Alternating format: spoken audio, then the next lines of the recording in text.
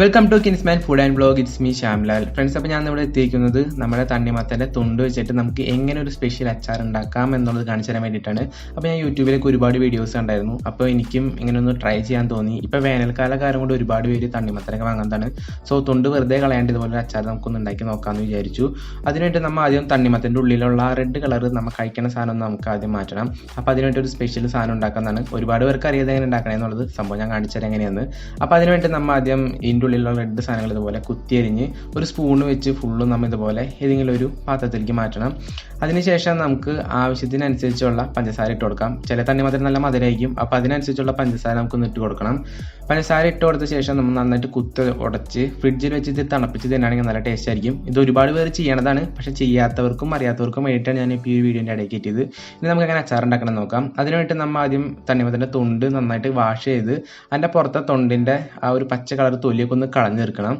അതിനുശേഷം നമ്മൾ ഇതുപോലെ അച്ചാറിൻ്റെ നമ്മുടെ സൈസിനനുസരിച്ച് നമ്മൾ ഒന്ന് കട്ട് ചെയ്തെടുക്കണം.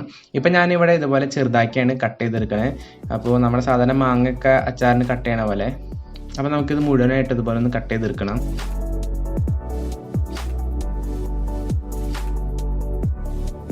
ഇപ്പം നമ്മുടെ തണ്ണിമത്തൻ്റെ തൊണ്ടെല്ലാം ഇതുപോലെ ചെറുതായിട്ട് കട്ട് ചെയ്തെടുത്ത് കഴിഞ്ഞിട്ടുണ്ട്. ഇനി നമുക്കിതൊന്ന് ബോയിൽ ചെയ്തെടുക്കണം. അപ്പോൾ ബോയിൽ ചെയ്യാൻ വേണ്ടിയിട്ട് ഞാനിപ്പോൾ ഒരു പാത്രം അടപ്പത്ത് വെച്ചിട്ട് ഒരു ഏകദേശം ഒരു കപ്പോളം വെള്ളം ഒഴിക്കുന്നുണ്ട്. തൊട്ടപ്പുറത്ത് തന്നെ നമ്മൾ രസം തിളപ്പിക്കാൻ വെച്ചിട്ടുണ്ട്, അതാണ് ആ കാണുന്നത്. സോ നമുക്കിപ്പോൾ ഒരു കപ്പോളം വെള്ളം ഒന്ന് ഒഴിച്ചു കൊടുക്കാം. അതിനുശേഷം നമ്മൾ കട്ട് ചെയ്ത് വെച്ച ഈ ഒരു തണ്ണിമത്തൻ്റെ തൊണ്ടെല്ലാം ഇതിനകത്ത് ഇട്ടൊന്ന് ഒരു 5 മിനിറ്റെങ്കിലും തിളപ്പിച്ചെടുക്കണം.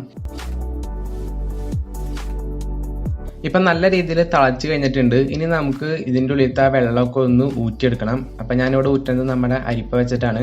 അപ്പോൾ ഈ ഒരു കഷ്ണങ്ങളൊന്നും താഴെ പോവില്ല, അതാണ് അരിപ്പ വെച്ച് ഊറ്റണേ. അതിനുശേഷം നമുക്ക് ഇത് റെഡിയാക്കാനായിട്ടുള്ള കുറച്ച് സാധനങ്ങൾ ആവശ്യമുണ്ട്. നമുക്കിപ്പോൾ 2 വേപ്പില അവിടെ എടുത്തിട്ടുണ്ട്, അതുപോലെ തന്നെ പച്ചമുളക് 2 എടുത്തിട്ടുണ്ട്. പിന്നെ നമ്മുടെ വെളുത്തുള്ളി ഇപ്പോൾ കുറച്ച് മതി, 2-3 കഷ്ണം മതിയാവും. പിന്നെ ഒരു ഇഞ്ചി ചെറിയൊരു കഷ്ണം എടുത്തിട്ടുണ്ട്. ഇതൊക്കെ നമുക്ക് ആവശ്യത്തിനനുസരിച്ച് എടുക്കാം. കൂടുതലെടുക്കണമെങ്കിൽ കൂടുതലെടുക്കാം. ഇപ്പോൾ ഇതെല്ലാം കഴുകി നല്ല രീതിയിൽ കട്ട് ചെയ്ത് വെച്ചിട്ടുണ്ട്. ഇഞ്ചിയും പച്ചമുളകും വേപ്പിലൊക്കെ അത്യാവശ്യം എല്ലാം നല്ല രീതിയിൽ കഴുകി കട്ട് ചെയ്ത് വെച്ചിട്ടുണ്ട്. ഇനി നമുക്ക് നമ്മുടെ പാൻ ഒന്ന് അടപ്പത്ത് വയ്ക്കാം. പാൻ അടപ്പത്ത് വെച്ച ശേഷം നമ്മൾ വെള്ളമൊക്കെ ഒന്ന് വറ്റി കഴിയുമ്പോൾ നമുക്ക് ആവശ്യത്തിനനുസരിച്ചുള്ള വെളിച്ചെണ്ണ ഒഴിച്ചു കൊടുക്കാം. ഇപ്പം ഞാനിവിടെ ഒരു കുറച്ച് വെളിച്ചെണ്ണ ഒഴിച്ചു കൊടുക്കുന്നുണ്ട്.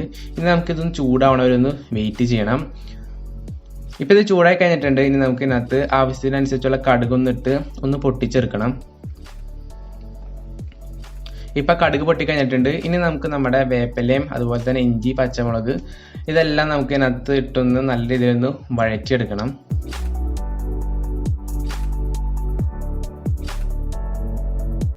ഇതിപ്പോൾ അത്യാവശ്യം റെഡി ആയിട്ടുണ്ട്. ഇനി നമുക്ക് ബോയിൽ ചെയ്ത് വെച്ചേക്കണ ആ ഒരു കഷ്ണങ്ങളൊക്കെ നമുക്ക് ഇതിനകത്ത് വന്നിട്ട് നല്ല രീതിയിലൊന്ന് വഴറ്റിയെടുക്കണം.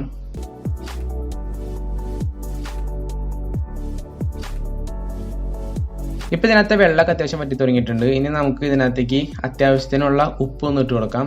ഇപ്പം ഞാനിവിടെ കുറച്ച് ഉപ്പാണ്, നമ്മുടെ ടേസ്റ്റിനനുസരിച്ചുള്ള ഉപ്പാണ് ഇട്ട് കൊടുക്കണേ.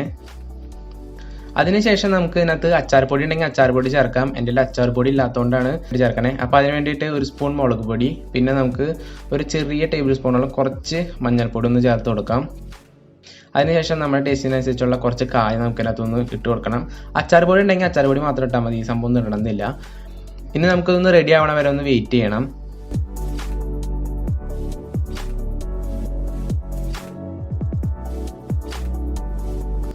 ഇപ്പം നമ്മുടെ അച്ചാർ ഏകദേശം റെഡി ആയിട്ടുണ്ട്. അത്യാവശ്യം നല്ല മണം കാര്യങ്ങളൊക്കെ വന്ന് തുടങ്ങിയിട്ടുണ്ട്. വെള്ളമൊക്കെ വറ്റി വെളിച്ചെണ്ണയൊക്കെ തെളിഞ്ഞ് ചെറുതായിട്ട് കണ്ടു തുടങ്ങിയിട്ടുണ്ട്. ഇനി നമുക്കൊന്ന് ഇറക്കി വെക്കാം. അതിനുശേഷം നമുക്ക് ആവശ്യത്തിനനുസരിച്ചുള്ള ചൊറുക്കൊന്ന് ഒഴിച്ചു കൊടുക്കാം. കാരണം ഇതിനകത്ത് പുളിയില്ല, അപ്പോൾ പുളിക്ക് വേണ്ടിയിട്ട് ഏകദേശം ഒരു കുറച്ച് ചൊറുക്കൊന്ന് ഒഴിച്ചു കൊടുക്കാം. അപ്പോൾ ഇത്രയുള്ളൂ ഫ്രണ്ട്സ്, നമ്മുടെ ഈ ഒരു തണ്ണിമത്തൻ്റെ തുണ്ട് വെച്ചിട്ട് അച്ചാർ ഉണ്ടാക്കാനായിട്ട് സിമ്പിളാണ്. വീട്ടിൽ ഉണ്ടാക്കി നോക്കണമെങ്കിൽ ഉണ്ടാക്കി നോക്കാം. സംഭവം എന്തായാലും കൊള്ളാം, ഒരു വെറൈറ്റി സംഭവമാണ്. എന്തായാലും എനിക്കിഷ്ടമായി. അപ്പോൾ ഈ ഒരു വീഡിയോയുടെ അവസാനിക്കാൻ ഇഷ്ടപ്പെടുന്നത് തീർച്ചയായിട്ടും ലൈക്ക് ചെയ്യുക. അതുപോലെ ഫ്രണ്ട്സിനൊക്കെ ഷെയർ ചെയ്ത് കൊടുക്കുക. അപ്പോൾ ഇതിൽ നല്ലൊരു വീഡിയോ അടുത്ത പ്രാവശ്യം കാണാം. അതുവരെ എല്ലാ കൂട്ടുകാർക്കും ബൈ.